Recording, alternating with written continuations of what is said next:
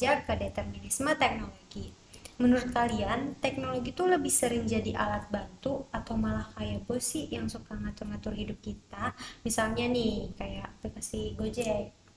Kalau buat gue sih, Gojek tuh udah kayak kebutuhan pokok gak sih bagi masyarakat, kayak pesen transportasi, belanja, ataupun beli makanan itu tuh udah tinggal klik dalam satu aplikasi. Tapi di situ gue juga eh, ngerasa sih kalau gue tuh ketergantungan sama aplikasi. Jadinya kadang gue bingung kalau misalnya aplikasi itu lagi error atau nggak bisa digunain. Gue jadi kayak apa sih, harus mesti gimana dalam menghadapi situasi itu gitu. Gue juga setuju banget. Gue juga sering kok pakai Gojek dan udah terlalu nyaman. Bahkan ke tempat yang deket pun, yang tadi gue bisa jalan buat ke sana, gue jadi pakai Gojek. Betul banget, ini tuh bentuk nyata dari determinisme teknologi yang seharusnya kita ngontrol teknologi, tapi malah kita kontrol teknologi. Ya, makanya kita langsung ke next. Topik. Iya, next topik aja. Kayak yang kedua tuh kita bakal bahas globalisasi. Menurut kalian nih kan, kalian tahu saya Indonesia tuh, kebaya itu identik banget sama Indonesia. Ya. Tapi justru orang Indonesia sendiri yang bikin kebaya versi Korea. Menurut kalian tuh kayak gimana? Menurut gue ini tuh bukti nyata globalisasi karena ngebuat kebaya kita jadi lebih fleksibel. Kebaya Korea tuh bikin keren, kebayanya tuh lebih fashionable, lebih modern dan diterima dari yang di luar Indonesia, kayak luar negeri gitu, orang-orang luar. Hmm.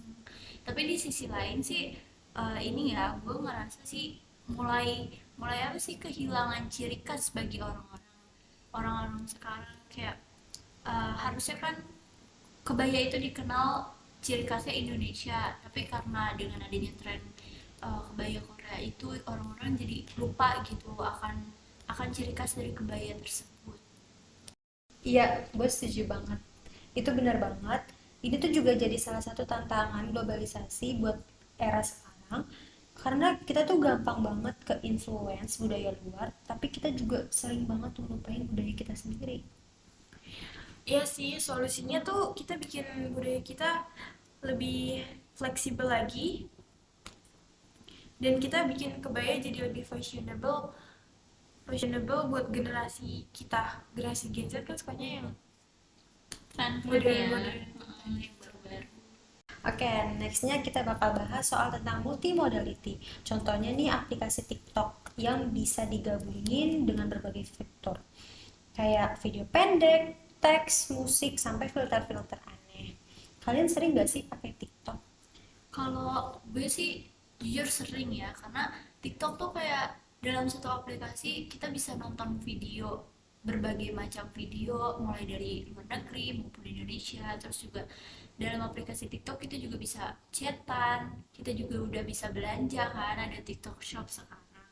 Jadi dalam satu platform aplikasi itu kita bisa gunain bermacam-macam, apa sih namanya, Fungsi. bermacam-macam fungsi ya, benar banget gitu. Gue juga suka kok main TikTok. Gue juga sering bikin video-video lucu gitu. Dan gue tuh bikin konten video-video gitu buat, ya konten-konten lucu aja yang positif gitu. Tapi banyak yang suka salah fokus, salah nangkep gitu di TikTok. Jadi komen-komennya kadang aja. Jadi yang terakhir ini kita bakal bahas resentment. Kan gue pernah ngalamin kalau bisa kita nonton film, gue keikut emosional gitu.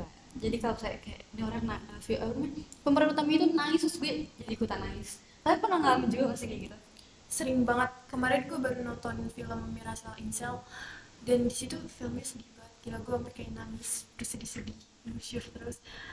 Eh, karena kesan dari filmnya tuh ngena di gue. Sama banget lagi, gue juga habis nonton filmnya itu motivasi motivasi itu, jadi kayak bukannya bukannya termotivasi, tapi gue juga di situ jadi ngerasa kecil kalau misalnya tuh kayak eh, gue tuh ngerasa nggak sekuat dalam karakter film itu. Jadi kayak ih, kok dia bisa ya kayak gitu. Bener banget, film tuh emang punya kekuatan buat ngaduk-ngaduk emosi kita nggak sih? Dari cerita, musik, sampai visualnya aja bisa gitu bikin kita berada di posisi itu. Bener banget. Oke guys, jangan lupa follow. Like, comment, and subscribe. Sampai ketemu di episode berikutnya. Bye-bye.